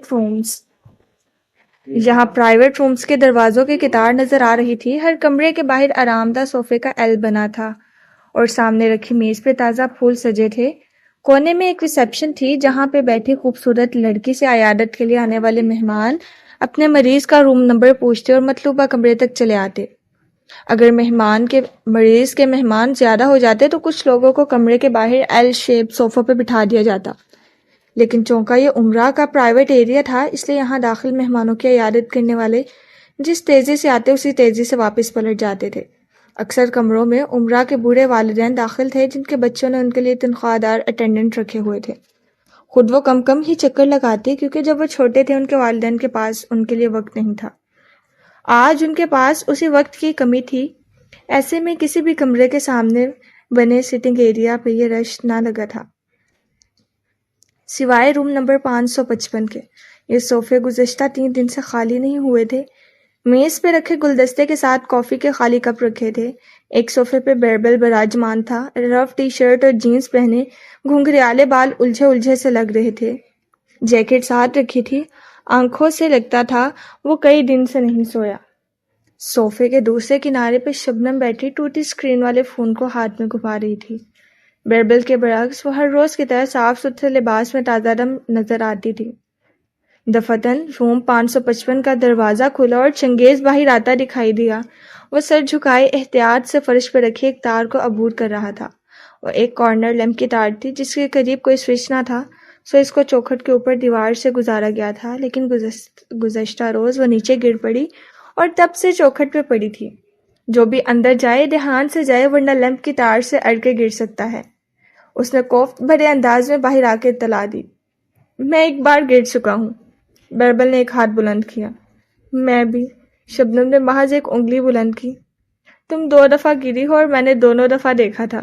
شبنم نے خفگی سے اس کی طرف سے رخ موڑ لیا اور چنگیز کی طرف متوجہ ہوئی۔ کیا ماہر بیس کنڈیشن میں ہیں کہ ہم ان سے بات کر سکیں؟ چنگیز جواب دیے بنا ریسیپشن تک گیا اور کوہنیوں کے بل کاؤنٹر پہ جھکا۔ کیا کوئی روم نمبر 555 کے کارنر لیمپ کی تار فکس کر سکتا ہے؟ وہ کل سے راستے میں پڑی ہے، کوئی اس سے اڑ کے زخمی ہو سکتا ہے۔ اللہ اللہ! دونوں ہاتھ اٹھا کے اکتا کے کہا اور سر جھٹکتا پلٹ گیا۔ لڑکی نے سر ہلا کے فوراً سے ریسیور کان سے لگایا۔ فلموں میں تو ایسے نہیں ہوتا۔ چنگیز واپس ایل شیپ صوفوں تک آیا تو شبنم ناراض نظر آ رہی تھی۔ کیا ہوتا ہے فلموں میں؟ مریض کو جیسے ہی ہوش آتا ہے اس کے قریبی لوگ اس سے ملتے ہیں اور وہ آہستہ سے آنکھیں کھول کے ان کو دیکھتا ہے۔ چند اپنائیت بھری باتوں کے تبادلے ہوتے ہیں، وہ خفگی سے کہہ رہی تھی۔ اور یہاں جب سے سرجری کے بعد ماہر کو ہوش آیا ہے اس نے ایک دفعہ بھی ہم میں سے کسی کو نہیں دیکھا اور صرف درد سے چلائے جا رہا ہے کیونکہ اس کو درد ہو رہا ہے شبنم خانم، وہ صوفے پہ بیٹھتے ہوئے سمجھانے والے انداز میں کہنے لگا۔ تمہاری فلموں میں ہر زخم کے ساتھ ہیرو کی برداشت بڑھتی جاتی ہے، لیکن حقیقی زندگی میں ایسا نہیں ہوتا۔ انسان کی درد برداشت کرنے کی ہمت ہر نئی تکلیف پہ کم ہو جاتی ہے۔ یہ ماہر کا پہلا ایکسیڈنٹ نہیں ہے، اس لیے اس کی تکلیف بہت زیادہ ہے، اس لیے اسے دواؤں کے زیر اثر سلائے رکھنے میں ہی بہتری ہے۔ میں نے کبھی بھی سوچا نہیں تھا کہ ماہر درد سے اتنا چلا سکتا ہے۔ شبنم نے دونوں کانوں کو چھوا۔ تھوڑی دیر کے لیے سٹنگ ایریا میں خاموشی چھا گئی۔ وہ دونوں اپنے اپنے فون پہ لگے تھے۔ دفتن شبنم کھنکھاری۔ ہم تینوں باری باری یہاں آ کے ڈیوٹی دیتے ہیں، ہسپتال والے بھی سوچتے ہوں گے کہ ہماری کوئی لائف نہیں ہے۔ اپنی بات کرو، میری لائف ہے۔ بیربل نے فون سکرول کرتے ہوئے سر جھٹکا۔ اچھا، جب ماہر کے ایکسیڈنٹ کی خبر آئی تو تم کیا کر رہے تھے؟ میں ایک خوبصورت لڑکی کے ساتھ ڈنر کر رہا تھا۔ اس نے مسکرا کے پلکیں جھپکائی تو شبنم بھی مسکرائی۔ اور تب سے اس خوبصورت لڑکی نے تمہیں ایک کال نہیں کی۔ بیربل کی مسکراہٹ غائب ہوئی، منہ میں کچھ بڑبڑا کے واپس فون پہ جھک گیا۔ جب سے ماہر کا ایکسیڈنٹ ہوا ہے ہم سب کی زندگیاں رک گئی ہیں۔ چنگیز بھی فون پہ لگا تھا۔ وہ خود سے بولنے لگا، زرینہ خانم کو دیکھ لو، صرف 2 دفعہ آئی ہیں کیونکہ اس کی لائف ہے۔ پھر وہ کیف سنبھال رہی ہے، مالک اپنا کاروبار سنبھال رہا ہے، سب کی لائف ہے سوائے ہم تینوں کے، کیونکہ شادی ہماری زندگیاں صرف ماہر کے گرد گھومتی ہیں۔ تمہاری خاموش ہونے کی کوئی ٹائمنگ ہے یا مرضی سے ہوتی ہو؟ بیربل فون پہ جھکا بولا تو شبنم کو چہرہ سرخ ہوا، لیکن اس سے پہلے کہ وہ کوئی جواب دیتی بھاری جوتوں کی آواز سنائی دی۔ ان تینوں نے سر اٹھا کے اس کی طرف دیکھا۔ عبد المالک فرید سامنے سے چلے آ رہے تھے۔ ان کا سوٹ آج بھی بے شکن تھا، سفید بال جلد سے جمے تھے اور چہرہ بے تاثر تھا۔ شبنم اور بیربل بے اختیار کھڑے ہو گئے۔ چنگیز نہیں اٹھا، وہ اپنی جگہ پہ بیٹھا آنکھوں کی پتلیاں سکوڑے انہیں ہاتھے دیکھے گیا۔ ماہر کیسا ہے؟ مالک ایک صوفے پہ بیٹھا اور ٹانگ پہ ٹانگ جما لی۔ اس کی حالت اسٹیبل ہے، لیکن سرجری کے بعد سے اس کو بہت تکلیف ہو رہی ہے، اس لیے اسے زیادہ وقت سیڈیٹڈ رکھتے ہیں۔ بیربل واپس بیٹھتے ہوئے دھیمی آواز میں بتانے لگا۔ چنگیز بغور ان دونوں کا چہرہ دیکھ رہا تھا۔ یہ وہی ٹانگ ہے؟ مالک کا لہجہ خشک تھا۔ بیربل نے سر کو ہلکی سی جنبش دی اور بند دروازے کی طرف اشارہ کیا۔ لیکن تم اس سے مل سکتے ہو۔ جب وہ ہوش میں آئے گا تب ملوں گا، مجھے اس کو چیخنے چلاتے دیکھنا پسند نہیں ہے۔ مالک دو ٹوک انداز میں کہہ کے بند دروازے کو دیکھنے لگا۔ نظریں دروازے پہ لکھے نمبر پر تھیں، 555۔ ماہر کا لکی نمبر 5۔ یہ کمرہ کس نے منتخب کیا تھا؟ شبنم نے ایک ہاتھ اونچا کیا۔ مالک نے ایک خاموش نظر اس پہ ڈالی اور واپس دروازے کو دیکھنے لگا۔ چند لمحے خاموشی سے گزرے، پھر بربل کھنکھایا۔ مجھے لگتا ہے ماہر کو کسی نے مارنے کی کوشش کی ہے، یقیناً اس مصیبت کو بھی خود اسی نے دعوت دی ہوگی۔ ان کا لہجہ سرد اور بے تاثر تھا، جذبات سے مکمل آری۔ آپ اتنے دن سے کہاں تھے؟ چنگیز کی نظریں ان پر جمی تھیں۔ مالک نے چہرہ موڑ کے اسے دیکھا۔ اور تم کون ہو؟ باش کومسر چنگیز، چیف انسپیکٹر چنگیز۔ اس نے والیٹ کھول کے اپنا بیج دکھایا۔ گردن خود بخود اکڑ گئی۔ میں ضرور بتاؤں گا کہ میں اتنے دن سے کہاں تھا چنگیز افندی، لیکن میں بھی فلائٹ سے آیا ہوں اور میں تھکا ہوا ہوں۔ مالک فرید کی چپتی نظریں اس پہ جمی تھیں اور لب میں کان کے انداز میں ہل رہے تھے۔ پہلے میں زہرا کے اپارٹمنٹ جاؤں گا، فریش ہوں گا، پھر میں ڈی جی ایمنیٹ گنال مدرلو کے ساتھ شہر سے باہر جنگل میں شوٹنگ کے لیے جاؤں گا۔ چنگیز کی کمر سیدھی ہوئی۔ ہم کچھ دیر کے لیے ٹیکنیکل شوٹنگ کریں گے اور پھر میں اس سے پوچھوں گا کہ سریار کا باش کومسر میرے بھتیجے کے ایکسیڈنٹ کی تفتیش کرنے کی بجائے ہسپتال میں بیٹھا کیا کر رہا تھا۔ میں ابھی آیا تھا۔ چنگیز تیزی سے اٹھ کھڑا ہوا، رنگت بدلی تھی۔ ہم اس کار کو ڈھونڈنے کی کوشش کر رہے ہیں۔ مجھے تمہاری پروگریس رپورٹ تمہارے باس سے مل جائے گی باش کومسر بے۔ ٹانگ پہ ٹانگ جمائے بیٹھے مالک نے کندھے اچکا لیے۔ اس کی برفیلی نظر چنگیز کے وجود میں پیوست ہو رہی تھی۔ بربل فرید کے چہرے پہ ہلکی سی مسکراہٹ ابھر کے معدوم ہوئی۔ میں چند ضروری کام نپٹا کے آتا ہوں۔ چنگیز نے سر کو خم دیا اور ان دونوں سے نگاہ ملائے بغیر تیزی سے لفٹ کی طرف بڑھ گیا۔ مالک بے، شبنم کھنکھارا، وہ ماہر کا بہت اچھا دوست۔ اور کیا میں نے تم سے پوچھا ہے شبنم؟ وہ اب اس کی طرف متوجہ ہوئے۔ اس نے جلدی سے نفے میں سر ہلایا اور اٹھ کھڑی ہوئی۔ میں ماہر کو دیکھتی ہوں۔ وہ جلدی سے 555 کا دروازہ کھول کے اندر غائب ہوئی۔ دروازہ بند ہوتے ہی مالک نے کچھ کہنے کے لیے لب کھولے، لیکن بربل نے ہاتھ اٹھا کے اسے روکا۔ 1 منٹ وہ غور سے کچھ سن رہا تھا۔ لمحے بھر بعد اندر سے ٹھنڈی آواز آئی اور پھر شبنم کا آؤچ، اور یہ ہوئی ہارٹ ٹرک۔ بربل نے مطمئن سے سانس خارج کی اور پھر مالک کی طرف متوجہ ہوا۔ تم کچھ کہہ رہے تھے، کیا اس کی ٹانگ ٹھیک ہو جائے گی؟ وہ بغور بربل کو دیکھ رہے تھے، آنکھوں کی برف ویسے ہی تھی۔ یہ گزشتہ ایکسیڈنٹ سے بدتر تھا، لیکن ڈاکٹر کہہ رہے ہیں وہ چند ماہ میں اپنے قدموں پہ کھڑا ہو جائے گا۔ چند ماہ؟ وہ بربل کو نہیں دیکھ رہے تھے، وہ چہرہ مورے مخالف سمت میں کمروں کی قطار کے سامنے رکھے خالی صوفوں کو دیکھ رہے تھے۔ مالک کو ٹھیک ہو جائے گا، پریشان مت ہو، بربل بغور ان کا چہرہ دیکھتے ہوئے نرمی سے بولا۔ انہوں نے بس سر کو جنبش دی۔ تمہارے پاس اس لڑکی کا نمبر ہے؟ مالک نے چونک کے اسے دیکھا۔ کون سی لڑکی؟ وہی جس کو ماہر نے تمہارے کہنے پہ چھوڑ دیا تھا، کشمالا۔ اس کی آنکھوں میں کچھ ستاتا ہوا تھا۔ ہاں ہے، کیوں؟ مالک کا چہرہ ویسے ہی تھا۔ اس کو کال کر کے بتا دو کہ ماہر کا ایکسیڈنٹ ہو گیا ہے، شاید وہ آنا چاہے۔ اب تم اپنے بھائی کے لیے ہمدردی طلب کرو گے؟ بربل پہ جمی ان کی آنکھوں میں ملامت ابھری تو اس کے ماتھے پہ بل پڑے۔ کیا تم اسے کال کر سکتے ہو؟ نہیں، کیونکہ ماہر ایسا کبھی نہیں چاہے گا کہ وہ اسے اس حالت میں دیکھے۔ میں اسے تم سے زیادہ جانتا ہوں بی، یا شاید تم اسے بتانا نہیں چاہتے۔ بربل کی آنکھوں میں جھنجھلاہٹ ہوئی۔ اور ہاں، ماہر کو معلوم ہے کہ تم نے اس لڑکی کا ریسٹورانٹ بکوایا تھا۔ اسے بہت پہلے معلوم ہونا چاہیے تھا، اس نے کاغذات پہ خود دستخط کیے تھے۔ عبد المالک فرید اسی طرح پرسکون بیٹھے رہے۔ ان کے ہاتھ صوفے کے حد پہ نادیدہ پیانو بجا رہے تھے۔ اس کے آنے سے شاید وہ جلد تندرست ہو جائے۔ کیا تم ایسا نہیں چاہتے؟ اب کے بربل نے لہجے کو بدل کے کہا۔ کوئی لڑکی کسی مرد کو تندرست نہیں کر سکتی۔ بہتر ہوگا تم اپنی توانائی اپنے بھائی کا خیال رکھنے میں صرف کرو، اسی لہجے میں کہہ کے مالک نے اپنا موبائل نکالا اور اینک پہ لگاتے ہوئے چہرہ جھکا دیا۔ بربل بربراتے ہوئے رخ موڑ کے بیٹھ گیا۔ مبین منزل کے ڈرائنگ روم کی کھڑکی کے آگے سے آدھا پردہ ہٹا تھا اور سرما کی دھوپ اندر آ رہی تھی۔ خزاں نے بہت سے پتوں کو خشک کر کے گرا دیا، لیکن ماں کے سدا بہار پودے ویسے ہی کھڑے تھے۔ فضا میں دھوئیں جیسے اسموکنگ لاوٹ بھی شروع ہو چکی تھی۔ ایسے میں ڈرائنگ روم کی خاموشی کو بارش سے آتی کسی پرندے کی سیٹی چیر رہی تھی۔ اوہوں اوہوں، ایک منہ چھوٹا اور ایک بہت طویل۔ آواز میں وقفہ آیا تو صوفے پہ بیٹھی کشمالا نے نظر اٹھا کے اسے دیکھا۔ سامنے بڑے صوفے کے کنارے پہ زیاد سلطان بیٹھا تھا، پولو شرٹ کے اوپر پوری آستین کا سویٹر پہنے، سر جھکائے وہ آگے ہو کے بیٹھا۔ جب سے میری امی بیمار ہوئی ہیں میں آپ کی کیفیت سمجھ سکتا ہوں، عجیب بے بسی ہے، کروں تو کیا کروں؟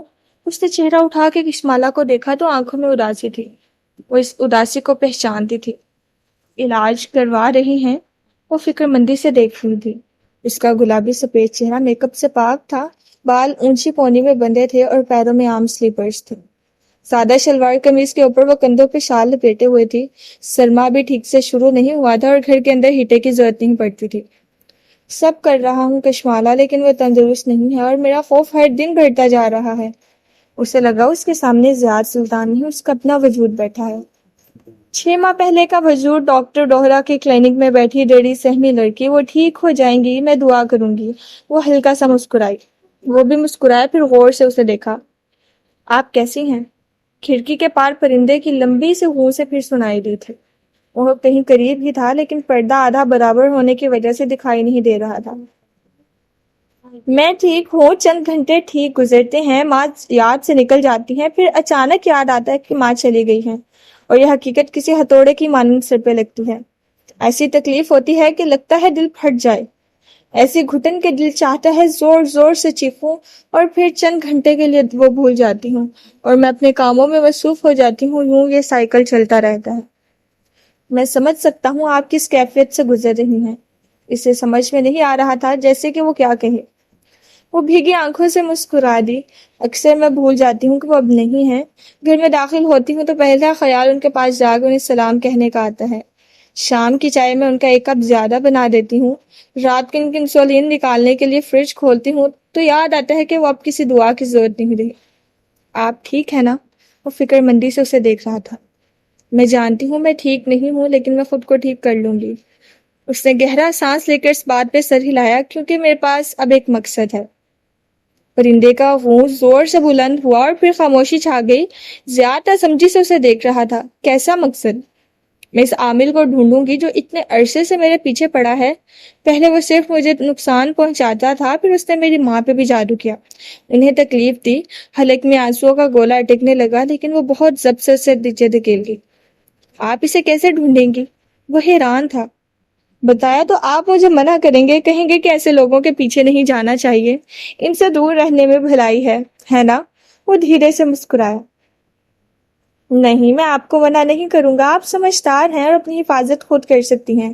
آپ جو بھی کرنا چاہیں گی مجھے اپنا ساتھ کھڑے پائیں گی۔ وہ ٹھوس لہجے میں نرمی سے کہہ رہا تھا۔ وہ گیلی آنکھوں سے مسکرائی۔ کیا تھا اس شخص میں کہ جب وہ قریب ہوتا تھا تو دل خود اس کی طرف کھینچتا تھا؟ تھینک یو زیاد، لیکن مجھے آپ کی حفاظت کی فکر ہے۔ آپ کسی عامل کے ٹھکانے پہ بغیر سیکیورٹی کے تنہا نہیں جائیں گی۔ وہ تشویش سے کچھ اور بھی کہہ رہا تھا لیکن قدموں کی آواز پہ خاموش ہو گیا۔ ماہی اندر چلی آ رہی تھی، اسے دیکھ کے مسکرائی اور سر کے خم سے سلام کیا۔ وہ بھی مسکرا کے اٹھ کھڑا ہوا۔ زیاد، یہ ہے ماہی، میری بہن۔ زیادہ تعجب سے اسے دیکھا۔ آف کورس، میں جانتا ہوں، ہم سہیل کی شادی پہ ملے تھے۔ مالا اس وقت اپنے ریسٹورنٹ میں اتنی الجھی ہوتی تھی کہ اسے ہم لوگ یاد نہیں رہتے تھے۔ ماہی ہلکے پھلکے انداز میں کہتے ہوئے آگے آئی تو وہ دونوں دھیرے سے ہنس دیے۔ پھر زیاد نے میز پہ رکھی شاپنگ بیگ کی طرف اشارہ کیا۔ امی نے آپ کے بیبی کا بتایا تھا، کچھ نہیں آیا، کیا لے کر آؤں؟ ایئرپورٹ سے چاکلیٹس اٹھا لی، پھر ایک گلا میز نظر کشمالا پہ ڈالی۔ ان کو چاکلیٹس نہیں پسند، سو یہ آپ کی ہیں۔ تھینک یو، مجھے بہت پسند ہے چاکلیٹس۔ ماہی پورے دل سے مسکرا دی۔ چھوٹے بالوں پہ ہیئر بینڈ پیچھے کر کے لگائے، لمبا سا سویٹر پہنے ماہی آج حشاش بشاش لگ رہی تھی۔ اس کی ایک بڑی وجہ یہ تھی کہ ہور سو رہی تھی۔ نگینا آنٹی بتا رہی تھی کہ آپ کی منگنی ہونے جا رہی ہے۔ مالا نے تعجبی نظروں سے گھورا، لیکن وہ ماہی تھی، مزے سے کہتے ہوئے سامنے والے صوفے پہ بیٹھی۔ زیاد سلطان کے چہرے پہ ایک سایہ لہرایا، لیکن وہ پھیکا سا مسکرا دیا۔ امی بیمار ہے اور ابو کی خواہش ہے، اس نے بات ادھوری چھوڑ دی۔ ڈرائنگ روم میں ایک تناؤ بھری خاموشی چھائی ہی تھی کہ باہر سے آتے ہوٹل ہونے سے ایک دفعہ پھر توڑ دیا۔ چلے مبارک ہو، ویسے آپ کی اگلی کتاب کہاں پہنچی؟ مالا کی نگاہیں پڑھ کے اس نے خوشگوار انداز میں موضوع بدل دیا۔ لکھ رہا ہوں۔ وہ جیسے ایک دم بہتر محسوس کرنے لگا۔ یعنی آپ کی پہلی کتاب کتنی دفعہ خریدنے کی کوشش کی لیکن میرا کارڈ آپ کی ویب سائٹ پہ کام نہیں کر رہا تھا. میں آپ کو ایک کاپی بھیج دوں گا. وہ مسکرایا لیکن آٹوگراف کے ساتھ. اوکے. ماہی مسکرا کے مزید کچھ کہتی لیکن دور کہیں سے ننھی ہور کے رونے کی آواز آئی. اس کے چہرے کی ساری خوشگواریت ہوا ہو گئی. جھنجھلا کے اٹھی. ماں اتنی تکلیف برداشت کر کے بچوں کو دنیا میں لاتی ہے، اوپر سے اس کی شکل باپ پہ چلی جاتی ہے. اچھا مذاق ہے. مالا ہنستی زور سے کھلکھلا کے. ہنسنے سے اس کا چہرہ مزید گلابی ہوا. وہ مسکرا کے اسے دیکھے گیا. اصل میں حور کی آنکھیں ماں جیسی ہیں لیکن نقش عباد کے جیسے ہیں، اور ماہی سے یہ ہضم نہیں ہو رہا. حالانکہ اکثر بچے باپ پہ ہی جاتے ہیں. وہ جو اسے دیکھ کے مسکرا رہا تھا، اس کی بات پہ مسکراہٹ پھیکی ہوئی. لیکن میں نہیں گیا. کچھ تھا اس کے لہجے میں جو اداس کر دینے والا تھا. میرے ابا بہت گورے اور خوبصورت تھے اور امی سے ان کی شادی زبردستی ہوئی تھی. انہیں امی کا رنگ پسند نہیں تھا. میری رنگت بھی امی پہ چلی گئی، اسی لیے ان کو ایک دفعہ پھر بات ادھوری چھوڑی. زیاد چھوڑے میرے کمپلیکسز کو. وہ زخمی سا مسکرایا. آپ اس عامل کو ڈھونڈنے کی بات کر رہی تھی. میں نے اس کو خواب میں دیکھا تھا، اس کا اسکیچ بنا دیا تو یاد آئے میرے اسکول کا چپراسی ہے. ایک اسکول چپراسی آپ کو کیوں نقصان پہنچانا چاہے گا؟ کشمالا نے جواب نہیں دیا. وہ کھڑکی کی طرف دیکھنے لگی. غٹرغوں کی آواز اب دھیمی ہو چکی تھی لیکن مسلسل گفتگو میں خلل ڈال رہی تھی. اب وہ کہاں ہے؟ اسی شہر میں ہوگا. کل اسکول جا کے اس کا پتہ معلوم کروں گی. لیکن آپ تنہا نہیں جائیں گے. اس کے پاس ایسے لوگ خطرناک ہو سکتے ہیں. معید کو ساتھ لے کر جائیے گا. وہ تشویش سے کہہ رہا تھا. معید کو جادو اور جنات کی باتوں سے چڑ ہے. پہلے مجھے بھی تھی، اور ماہی اپنی بیٹی کو اکیلا نہیں چھوڑ سکتی. پھر ایک دم وہ چونکے سے دیکھنے لگی. آپ چلیں گے میرے ساتھ؟ ایک دم خاموش ہوا تو سب نے جلد بازی کا احساس ہوا.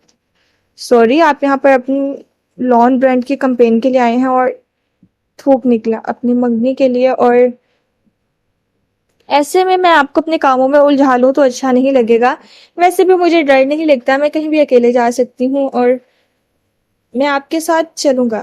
وہ مسکرا کے بولا تو وہ جو تیزی سے وضاحت دے رہی تھی رک گئی. ایک دم بہت سا بوجھ کندھوں سے اتر گیا. اتنا وقت کیسے نکالیں گے؟ آپ کے لیے وقت نکل آئے گا. زیاد کی نظریں اس پر جمی تھی اور آواز میں کرچیاں سی تھی. لمحے بھر کے لیے وہ کچھ نہیں کہہ سکی، پھر جیسے وہ سنبھلا. ویسے بھی اگر یہ وہی عامل ہے جو میری ماں پہ جادو کر رہا ہے تو میں اسے ضرور ڈھونڈنا چاہوں گا. اس کی بات نے ماحول میں ایک دم سے بڑھتے تناؤ کو تحلیل کر دیا. کشمالا نے گہری سانس لی. مجھے یقین ہے کہ یہ وہی ہے. نہ صرف آپ کی امی بلکہ مجھ سے جڑے ہر انسان پہ جادو میں یہی شخص ملوث ہے. میں کرسڈ ہوں زیاد، اور جب کوئی انسان ایک دفعہ کرسڈ ہو جائے تو اس کے قریب آنے والے ہر انسان کو جادو چھونے لگتا ہے. اسی لیے آپ نے شادی سے انکار کیا تھا. آپ نہیں چاہتی تھی کہ آپ کے وجود سے لپٹا جادو مجھے چھوئے. وہ زخمی سا مسکرایا. اس نے اس بات میں سر ہلا دیا. میرے قریب جو بھی آئے گا یہ جادو اس کو اپنی لپیٹ میں لے لے گا. مجھے نہیں معلوم ایسا کیوں ہے، لیکن یہ میرا دل کہتا ہے. میں اس جادو کا مرکز ہوں. وہ عامل جو صرف مجھے نقصان پہنچانا چاہتے ہیں، میں اپنی وجہ سے مزید کسی کو ہرٹ نہیں ہونے دینا چاہتی. کاش آپ مجھے یہ پہلے بتا دیتے. جو لوگ آپ سے محبت کرتے ہیں وہ آپ کو آپ کی ہر قرض کے ساتھ قبول کرتے ہیں. کشمالا وہ دھیرے سے بولا. اس سے پہلے کہ وہ کچھ کہتی اس نے تیزی سے بات بدل دی. بہرحال وہ سب ماضی میں ہے. اب آگے بڑھنے کا وقت ہے اور اس عامل کو روکنے کا. وہ گھڑی دیکھتے ہوئے کہہ رہا تھا. آپ کو جب میری ضرورت ہوگی میں ایک کال کے فاصلے پہ ہوں گا. وہ بدانت سے کہتا ہوا اٹھ کھڑا ہوا. وہ بھی ساتھ ہی کھڑی تھی. تھینک یو زیاد، آپ کا کہنا ہی کافی تھا. وہ دونوں آمنے سامنے کھڑے تھے. زیاد کا فون تھر تھرانے لگا. آفس سے کال آ رہی ہے، میں چلتا ہوں. ٹھک ٹھک. اب ہوٹل کے ساتھ شیشہ بھی بجنے لگا. یہاں کچھ ہے؟ وہ چونکا. مالا تیزی سے کھڑکی تک آئی اور پردہ کھینچ کے ایک طرف کیا. پھر متلاشی نظروں سے ان کو دیکھا، دائیں بائیں، اور تب ہی اس کی نگاہ کھڑکی کے نچلے حصے پر پڑی. وہاں منڈیر پہ ایک فاختہ نڈھال پئی اپنے چون سے شیشے کو مسلسل بجا رہی تھی. اس نے جلدی سے شیشے کا پٹ سلائڈ کیا تو ایک دم ٹھنڈی ہوا اندر آئی. وہ نیچے جھکی اور دونوں ہاتھوں میں فاختہ کو اٹھا کر اونچا کیا. اس کا ایک پر زخمی تھا اور اس پہ خون جمع تھا. میرے اللہ! اس نے جلدی سے سلائڈنگ ڈور بند کیا اور مڑی تو دیکھا وہ فکر بندی سے اسے دیکھ رہا تھا. کیا یہ زخمی ہے؟ یہ اتنی دیر سے ہمیں بلا رہی تھی اور ہم سمجھ ہی نہیں سکے. وہ صوفے پہ بیٹھ گئی، اسے گود میں لٹا دیا. پھر اس کا پر احتیاط سے اونچا کر کے دیکھا. وہاں کٹ سا لگا ہوا تھا جس پہ خون تھا. اس کی نظریں فاختہ کے پنجوں پہ گئیں. ان میں ایک ٹہنی پھنسی تھی. یہ اپنے گھونسلے کے لیے ٹہنی لے کے جا رہی تھی. ایک ماں ہے اور اس کے بچے اس کا انتظار کر رہے ہوں گے. وہ سر جھکائے اس کے پر کا معائنہ کرتے ہوئے کہہ رہی تھی. زیاد سلطان اداس مسکراہٹ کے ساتھ صوفے پہ بیٹھی لڑکی کو دیکھے گیا جس کی ساری توجہ زخمی پرندے کی طرف تھی. اس کا فون پھر سے تھر تھر آنے لگا. میں چلتا ہوں, مجھے اس کی خیریت کی خبر دیجیے گا. اس نے سر اٹھائے بغیر گردن ہلا دی. اب وہ بخت بھی کو آواز دے کر معید کا فرسٹ ایڈ باکس مانگ رہی تھی. اس کا دھیان بٹ چکا تھا. گود میں رکھی فاختہ درد سے ہلکا ہلکا چلا رہی تھی. زیاد مزید کچھ کہے بنا باہر نکل گیا. لاؤنج میں ہور کا فیڈر ہاتھ میں لیے فارمولا مکس کرتی ماہی نے خاموش نظر سے اسے جاتے دیکھا اور پھر اپنے موبائل کو. کمبخت, کسی کی شان میں بڑبڑا کر اس نے فیڈر بچی کے منہ میں ڈال دیا. کمرہ نمبر 555 کے سامنے رکھے صوفے رات کے اس پہر خالی تھے. شبنم نے آنے کا کہا تھا لیکن ابھی تک پہنچی نہیں تھی. بیربل کچھ دیر اس کا انتظار کرتا رہا, پھر دروازہ کھول کے کمرے کے اندر چلا آیا. کمرے میں نائٹ بلب جلا تھا. اندر دوسرا قدم رکھتے ہی اس کا پیر تار سے الجھا اور اسے زور کا ٹھڈایا. بدک دیوار کا سہارا لے کر وہ گرتے گرتے بچا. زیر لب ہسپتال والوں کے لیے چند کلمات کہہ کے اس نے آہستہ سے دروازہ بند کیا اور پھر اس پرتعیش کمرے کو دیکھا جس میں اس کا بھائی گزشتہ چند روز سے مقید تھا. کمرے کے 2 حصے تھے. آغاز میں ایک بڑا سا سٹنگ ایریا بنا تھا جس میں چند صوفے رکھے تھے. وسط میں رکھی میز گلدستوں سے بھری تھی. ان کے پیچھے آدھی دیوار بنی تھی اور آدھی جگہ خالی تھی. خالی حصے سے کمرے کا دوسرا حصہ دکھائی دیتا تھا جہاں مریض کا بیڈ رکھا تھا. آدھی دیوار کے باعث بیڈ جہاں سے آدھا دکھائی دیتا تھا. بیربل چھوٹے چھوٹے قدموں سے چلتا آگے آیا یہاں تک کہ وہ بیڈ کی پائنتی کے ساتھ آ رکا. اس حصے میں ایک طرف بیڈ رکھا تھا. سامنے ایک صاف دیوار تھی جس پہ اونچائی ٹی وی نصب تھا. ٹی وی کے عین نیچے اسٹڈی ٹیبل اور چیئر رکھی تھی. بیڈ کے دائیں طرف ایک دیوار گیر فرنچ کھڑکی تھی جس کے پار دور تک پھیلا استنبول دکھائی دیتا تھا. کھڑکی کے مکمل عرض جتنا ایک طویل کاؤچ اس کے ساتھ رکھا تھا. کونوں میں زرد کارنر لیمپس چل رہے تھے اور سارے کمرے سے تازہ پھولوں کی خوشبو آ رہی تھی. بیڈ پہ ماہر ایسے لیٹے تھا کہ گردن پہ کالر چڑھا تھا اور چہرے پہ لگے نیل اور کٹ واضح دکھائی دیتے تھے. سب سے نمایاں کٹ دائیں گال کے وسط سے کان تک جاتا تھا. اس کی ایک ٹانگ پٹیاں اور پلسٹر میں جکڑی تھی اور اس کو سپورٹ دے کر ایک خاص زاویے پر قدرے اٹھایا گیا تھا. ہونٹ خشک اور آنکھیں بند تھیں. ہاتھوں میں مختلف تاریں اور نالیاں لگی تھیں. کسی مشین سے مسلسل پ کی آوازیں بھی آ رہی تھیں. ماہر وہ سٹنگ ایریا سے کرسی اٹھایا اور اس کے سرہانے کے قریب رکھ کے بیٹھا. ماہر کی آنکھیں بند رہی. بیربل کی نظر اس کی ڈرپ تک گئی. پین کلر دی جا چکی تھی. یقیناً وہ نیند میں تھا. ماہر وہ پھر سے کھنکھایا. جواب نہ ڈالا. کھڑکی سے باہر نظر آتے استنبول بھی خاموش تھا سوائے مشین کے کہ ہر طرف خاموشی تھی. ایک بات کہوں ماہر, وہ زخمی سا مسکرایا. تم سے جیلس ہونے کے لیے میرے پاس بہت سی وجوہات تھی. اس کی آواز بہت ہلکی تھی جیسے کسی سمندر کی تہہ سے آ رہی ہو. تم ہمیشہ مجھ سے بہتر تھے اور میں سب کی سیکنڈ چوائس ہوتا تھا.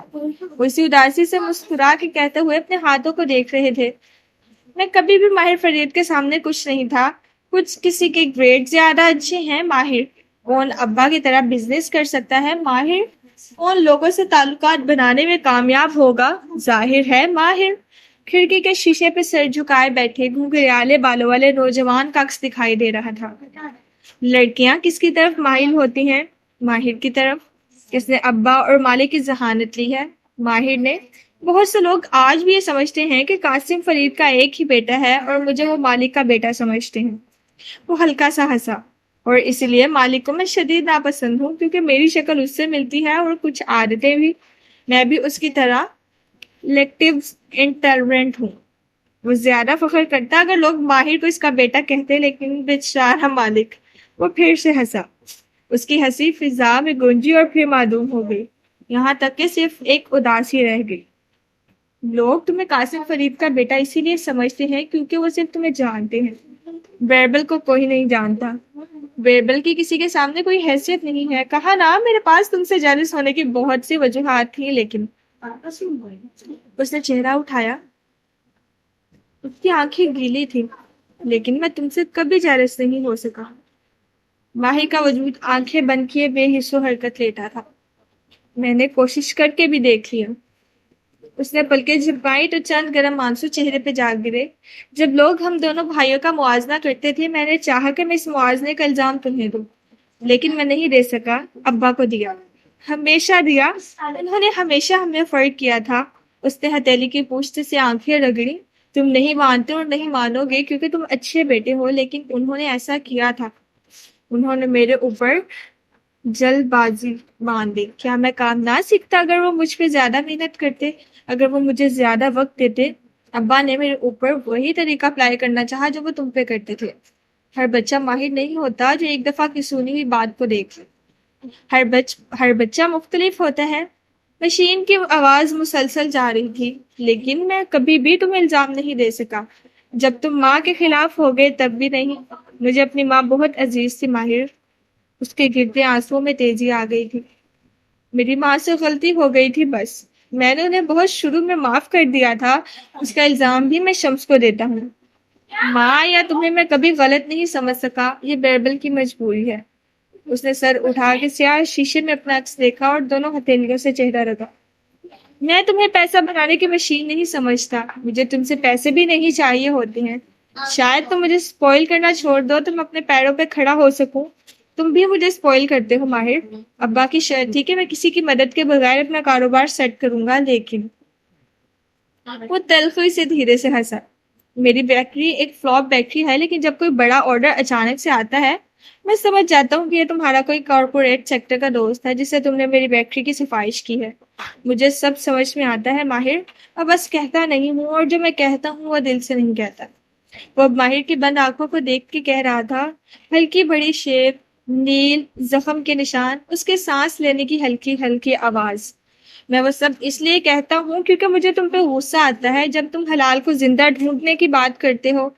وہ نہیں ہے ماہر، وہ نہیں ملے گی۔ مجھے تب بھی غصہ آتا ہے جب تم کشوالا اور اس کے مسئلوں کے پیچھے بھاگتے ہو، کیونکہ میں مالک کی طرح خود غرض ہوں۔ آنسو پھر سے آنکھوں میں جمع ہونے لگے۔ ہم دونوں تمہیں صرف اپنے لیے چاہتے ہیں، جیسے مالک چاہتا ہے کہ تم لندن چلے جاؤ، ویسے ہی میں چاہتا ہوں کہ تم ہمیشہ استنبول رہو میرے ساتھ۔ اس نے پھر سر جھکا لیا۔ آنسو اب زاروں کی طار گر رہے تھے۔ ابا، ماں، حلال، میری ساری فیملی ختم ہو چکی ہے، اوپر سے تمہارا ایکسیڈنٹ۔ میں 3 دن سے نہیں سو سکا، یہ سوچ کے کہ اگر تمہیں کچھ ہو جاتا تو میں کیا کرتا۔ اس کی آواز میں بے یقینی تھی، خوف تھا۔ اگر تمہیں کچھ ہو جاتا تو میں کیا کرتا ماہر؟ کیا کرتے؟ ساری جائیداد اپنے نام کروا لیتے اور کیا کرتے؟ وہ بند آنکھوں سے بڑبڑایا۔ بیربل فرید نے کرنٹ کھا کے گردن سیدھی کی، آنکھیں کھلی کی کھلی رہ گئی۔ تو تم مجھے سن سکتے ہو؟ کوما میں نہیں ہوں، زندہ ہوں، سونے کی کوشش کر رہا تھا اور تم بولے جا رہے ہو، بولے جا رہے ہو۔ وہ بند آنکھوں سے برہمے سے کہہ رہا تھا۔ بیربل کا منہ کھل گیا، چند لمحے لگے اسے سمجھنے پہ، اور پھر اس نے جلدی سے چہرہ صاف کیا۔ میں یہ سب ایسے ہی، نرس کو بلاؤ، مجھے کچھ چاہیے، پین کلر، نیند کی دعا۔ اس کی اکتاہٹ بھری آواز میں کراہ در آئی تھی۔ بیربل کے ابرو خفکی سے اکٹھے ہوئے، پیر پٹک کے اٹھا۔ زہر کے بارے میں کیا خیال ہے؟ تھوڑا سا لا دوں؟ ماہر نے آنکھیں کھولی، ان میں سارے زمانے کی بیزاری تھی۔ بدک تو اس نے آئی وی لائن لگا ایک ہاتھ اٹھایا۔ بیربل اس کے ہاتھ کو دیکھنے لگا۔ ماہر نے انگشت شہادت بلند کی، اشارہ دروازے کی طرف تھا۔ بیربل منہ میں سر جھٹکتا پلٹ گیا اور دروازے تک آیا۔ احتیاط سے تار عبور کی، لیکن دروازہ نہیں کھلا۔ پہلے آنکھیں صاف کی، پھر کھنکار کے اپنی آواز درست کی۔ اس کے بعد چہرے پہ نارمل مسکراتا ہوا تاثر لایا اور دروازہ کھولا۔ باہر کان لگائے کھڑی شبنم بے اختیار گرتے گرتے بچی۔ تم یہاں کیا کر رہی ہو؟ اس کا چہرہ ایک دم سرخ ہوا۔ شبنم نے بدک دیوار کا سہارا لیا، پھر اینک کے پیچھے سے اسے ناراضی سے گھورا۔ میں 3 دن سے نہیں سویا۔ منہ بگاڑ کے بیربل کی آواز نکالی۔ اس لمبے کاؤچ پہ لگاتار 6 گھنٹے کون سوتا رہا ہے؟ ہاں، تم سب ایک جیسے ہو، میں کسی سے بات نہیں کروں گا۔ وہ خفا سے بڑبڑاتا ہوا کوریڈور میں آگے بڑھ گیا۔ کشمالا کے کمرے کے ایک کونے میں ہیٹر دہک رہا تھا۔ اس کے سامنے بچھی کمبل پہ زخمی فاقلہ لیٹی تھی۔ وہ گھٹنوں کے بل زمین پہ بیٹھی فکر مندی سے اس کو دیکھ رہی تھی۔ معید ساتھ بیٹھا اس کی پٹی کا جائزہ لے رہا تھا، پھر اس نے سر اٹھایا تو وہ امید سے اسے دیکھنے لگی۔ اس کو ویٹ کے پاس لے جانے کی ضرورت نہیں ہے، یہ راستے میں ہی مر جائے گی۔ ایسے نہ کہو، اس کو بس گرم رکھو، شاید یہ آنکھیں کھول دے۔ اب وہ نرمی سے بولا تو مالا نے چہرہ جھکا کے اسے دیکھا۔ اس کی آنکھیں نیموا تھی، اب وہ آوازیں نہیں نکال رہی تھی، بس یوں ہی لیٹی تھی۔ تم نے کچھ سوچا؟ میں ابھی لاہور چھوڑنا نہیں چاہتی محیط، تم بہتر محسوس کرو گی، سوچ کے تو رکھو، آرام سے، کوئی پریشر نہیں۔ وہ پھیکا سا مسکرا دیا اور سر ہلا دیا۔ محیط کے جانے کے بعد دروازہ ہلکا سا بجا تو اس نے گردن موڑ کے دیکھا، ماہی چوکھٹ میں کھڑی تھی۔ پور سو گئی؟ ماہی جھرجھری لیتی اندر داخل ہوئی، اس کے ہاتھ میں چاکلیٹس تھی۔ کبیرہ ٹائی کے سارے جن ایک طرف اور یہ ایک جن دوسری طرف، باری باری دونوں کانوں کو چھوا۔ مجھ سے ایک نہیں سنبھلتی اور ماں نے نہ جانے کیسے ہم تین پالے ہوں گے۔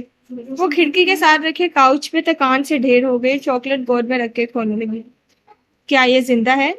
ترنم سے کمبل پہ لیٹی فاختہ کو دیکھا، جو آدھ کھلی آنکھوں سے اسی طرف دیکھ رہی تھی جہاں ماہی بیٹھی تھی۔ مالا نے اس بات میں سر ہلا دیا، اس کے چہرے پہ اداسی تھی۔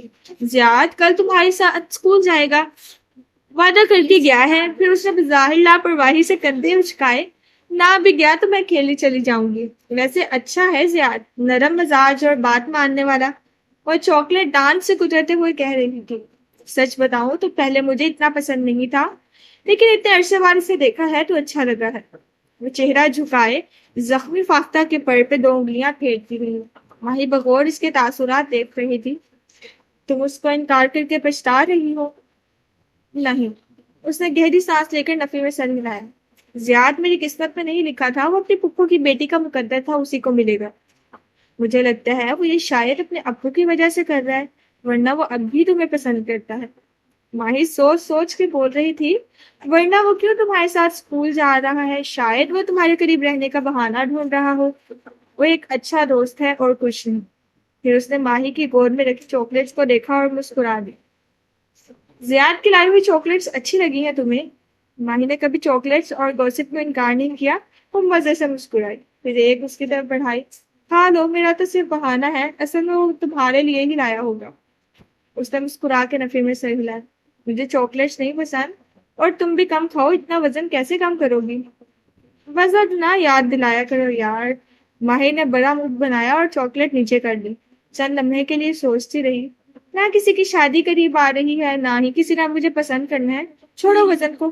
دوبارہ سے چاکلیٹ اٹھا لی اور بڑی سے بائٹ لی، بس دانے نہ نکلے، باقی خیر ہے۔